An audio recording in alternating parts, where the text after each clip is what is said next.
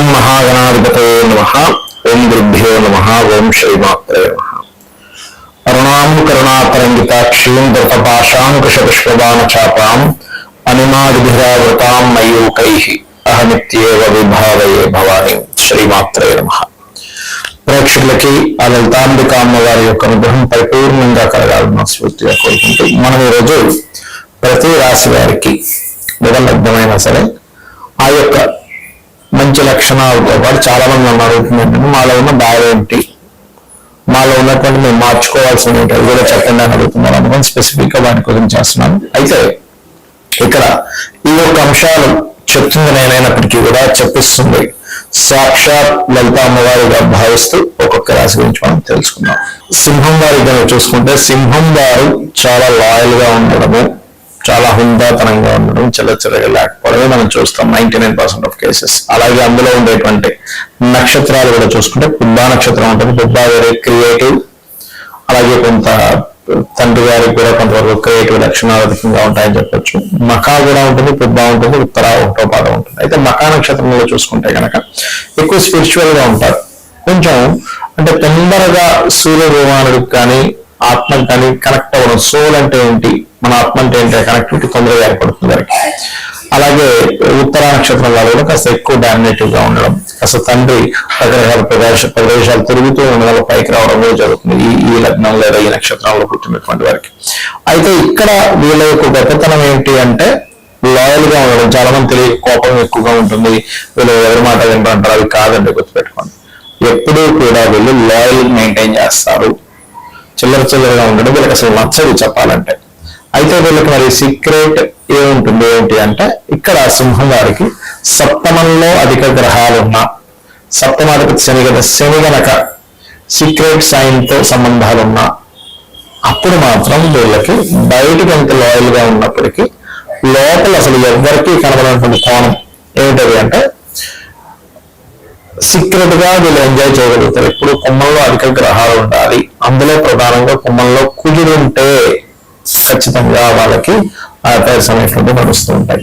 అయితే ఇక్కడ ఏంటంటే అది కూడా ఎలా ఉంటుందంటే వీళ్ళు లాయల్గా ఉండడం వల్ల అది కూడా చిన్న ఒక బాధ్యతగా తీసుకుంటారు మళ్ళీ వాళ్ళు. అలాగే ఇక 4th హౌస్ లో కనుక అధిక గ్రహాలు ఉన్నాయి సింహం వారికి, వీళ్ళకి మనసులో ఉన్నటువంటిది పొరపాటుగా బయటపెట్టాలండి. ఎందుకంటే వీళ్ళు హుందాగా ఉండాలి, అవతల వాళ్ళు హుందాగా చూసుకోవాలి. సరే, దాన్ని హుందాగా యాక్సెప్ట్ చేస్తారు మనసులో ఉన్న దాన్ని కూడా, అవతల వ్యక్తి ఏదైతే అనుకున్నా కూడా. అయితే ఇక్కడ చాలా మంది నేను చూసినప్పుడు 4వ స్థానంలో వృశ్చికంలో కనుక అధిక గ్రహాలు ఉంటే ఊర్లో 100-200-500 ఎకరాలు ఉన్నా సరే ఏమి లేనట్టు కనిపిస్తుంటారు బయటికి. అంటే ఏంటంటే దాన్ని బయటకు చెప్పుకోరు ఇంత ప్రాపర్టీ ఉంది నాకని. ఏదో నార్మల్ గా నేను చాలా మందిని చూసేదాన్ని 100 ఎకరాలు ఉంటాయి, మార్పు 800 జరుగుతూ ఉంటాడు ఆయన. అదేంటి అంటే అదంతే ఆ ఆస్తికి సంబంధించిన విషయంలో వాళ్ళు దాన్ని బయట పెట్టడం ఇష్టం ఉండదు. బయట పెట్టినటువంటి కోణాలు కొన్ని ఉంటాయి, అదే అనమాట. ఇక మీరు ఎక్కువగా చేయవలసింది దత్తాత్రేయుని చేసుకోండి, దత్తాత్రేయ ఆరాధన, దక్షిణామూర్తి ఆరాధన చేయండి అనే విధాలుగా ఉంటుంది. ప్రతి ఒక్కరికి కూడా ఒక చీకటి కోణం ఉంటుంది. ఆ చీకటి కోణం అనేటువంటిది వాళ్ళ యొక్క అష్టమాధిపతిని బట్టి ఉంటుంది. అంటే మీరు ఉదాహరణకి మేషము లేదా వృషభము, మిథునము, కర్కాటకం ఇలా అనుకున్నాం. అక్కడి నుంచి 8th లార్డ్ అంటే మేషానికైతే కుజుడవుతాడు, వృషభానికైతే గురువు అవుతాడు, మిథునానికైతే ఆ యొక్క శని, కర్కాటకానికి అయితే శని, సింహానికైతే మరలా గురువు, కన్యకైతే కుజుడు, తులకైతేనేమో శుక్రుడు అవుతాడు, వృశ్చికానికి బుధుడు, కన్యకి మనకి ధనస్సుకి అయితే చంద్రుడు, మకరానికైతే రవి, కుంభానికి బుధుడు, అదేవిధంగా మీనానికి శుక్రుడు అవుతాడు. కాబట్టి ఈ యొక్క రాస్యాధిపతులు కనుక సీక్రెట్ సైన్స్ అంటారు. అంటే secret science is different, secret lord is different. అంటే మీ యొక్క జాతక చక్రంలో అష్టమాధిపతి కనుక బాగుంటే మీ లైఫ్ లో ఆ సీక్రెట్ ఎప్పుడుగా ఎవరికి తెలియదు, గుర్తుపెట్టుకోండి.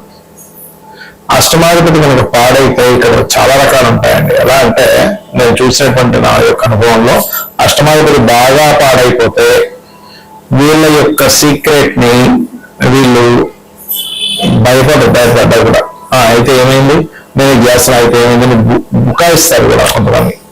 ఇది 8th లార్డ్ పాడైనా 8th హౌస్ లో పాపగ్రహాలు ఉన్నా అంటే ధైర్యం ఉంటుంది.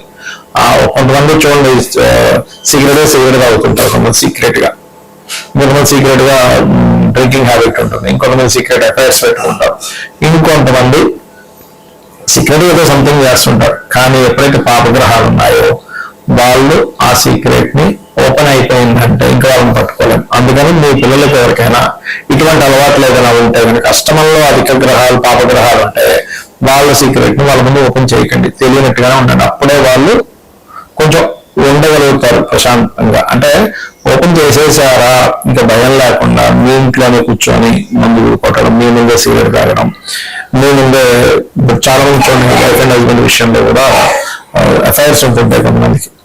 అప్పుడు ఏం జరుగుతాయంటే చాలా కేసెస్ లో వాళ్ళకి కొన్ని విషయాలు తెలియడం వల్ల వాళ్ళకి అడిగేస్తారు డైరెక్ట్ గా, అవును అయితే ఏంటి ఇప్పుడు నువ్వు ఇలా చేస్తున్నావు, నీ ప్రవర్తన ఇలా ఇలా చేస్తున్నావు అంటారు. కాబట్టి అష్టమంలో కనుక పాపగ్రహాలు ఉంటే వాళ్ళని అనవసరంగా మీరు అది మానిపించవచ్చు, అడిగేస్తారు ఆపేస్తారు అనుకుంటే అది తప్పే. వాళ్ళు ఇంకొంచెం ఎక్కువ చేస్తారు, గుర్తుపెట్టుకోండి. ఇది చాలా చాలా చాలా ముఖ్యం. అలాగే వ్యసనాలకు సంబంధించిన విషయంలో 12వ స్థానాన్ని పరిశీలన చేయాలంటే 12వ స్థానంలో ఏ గ్రహాలు ఉన్నాయి, 12వ అధిపతి ఎలా ఉన్నాడు, ఎంత బలంగా 12వ అధిపతి పాడైతే అంత వాళ్ళు వ్యసనానికి గురైపోతారు. ఇది డ్యామ్ షూర్ గా జరుగుతుంది. కాబట్టి అష్టమంలో ఉండే గ్రహాలకి 12వ స్థానంలో ఉండే గ్రహాలకి మీరు రెమెడీ చేసుకోవాలి. ఇప్పుడు అంటే ఆ గ్రహాలకు సంబంధించిన దానం ఇవ్వడం, ఆ గ్రహాలకు సంబంధించిన పదార్థాలు గోవుకి తినిపించడం, ఇది చేయాలి. అయితే ఇక్కడ మీరు అర్థం చేసుకోవాల్సింది ఏంటంటే కొంతమందికి అంతర్ముఖం వేరుగా ఉంటుంది, అంటే బయటకు కనబడేటువంటి వేరు, అంతర్ముఖంగా ఉండేటువంటి వారు వేరు. అయితే ఈ అంతర్ముఖంగా ఉండేవన్నీ కూడా ఎక్కువగా కనుక మీకు జన్మజాతకంలో రవి నుంచి 9 గ్రహాలు వృశ్చికంలో కానీ లేకపోతే కుంభంలో కానీ ఉన్నప్పుడు మాత్రమే వాళ్ళకి ఎక్కువ సీక్రెట్స్ ఉంటాయి. కానీ అందరికీ ఏవో సీక్రెట్స్ ఉంటాయి అనేటువంటి భ్రమలో మాత్రం బ్రతకకూడదు, గుర్తుపెట్టుకోండి. అంటే స్కార్పియో సైన్ లో వారికి గ్రహాలున్నా, కుంభరాశి వారికి గ్రహాలున్నా వాళ్ళకి సీక్రెట్ గా ఎక్కువ, అంటే వాళ్ళకి రకరకాల అఫైర్స్ అనుకోండి, లేనట్లయితే బయటకు ఒకలా మాట్లాడితే లోపల ఇంకో రకంగా ఉండడం కానివ్వండి. అలాగే మరొక విషయం ఏంటంటే ఇక్కడ వాళ్ళు చేసేది ఒకటి, చెప్పేది ఒకటి, చేసేది ఒకటి కానివ్వండి. ఇవన్నీ కూడా స్కార్పియో సైన్ లో కానీ అలాగే కుంభంలో కానీ.